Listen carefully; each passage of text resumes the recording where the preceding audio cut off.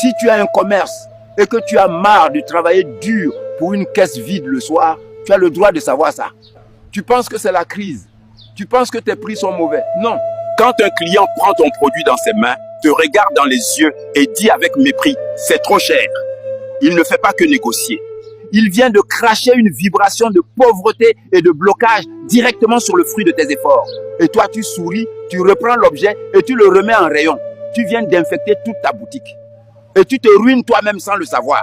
Tu connais cette malédiction. Un client rentre le matin, touche à tout, se plaint de tes prix et s'en va. Résultat, 0 francs pour le reste de la journée. Les autres clients entrent, regardent et fuient. Ta boutique est spirituellement morte pour la journée. L'aura de ta marchandise est empoisonnée par la parole de ce premier jaloux. Ce n'est pas de la malchance. C'est une loi mystique implacable. Aujourd'hui, je te donne l'urgence gratuitement.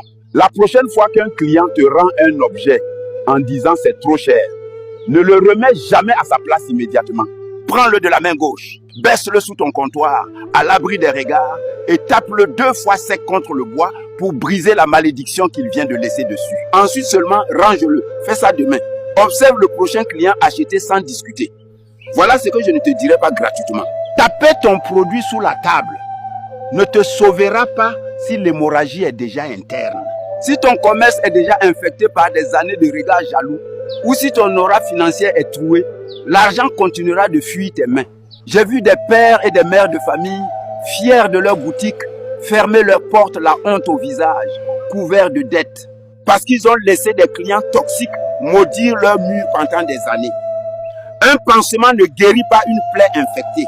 C'est pour détruire ces blocages que j'ai ouvert l'héritage des anciens, le grand coffre pour débloquer tes finances. À l'intérieur, je te livre les rituels violents pour laver l'aura de ton commerce, la technique pour aveugler les clients jaloux, et les 3 objets que tu dois jeter de ta boutique ce soir pour forcer l'argent à rentrer. Ce n'est pas de la motivation.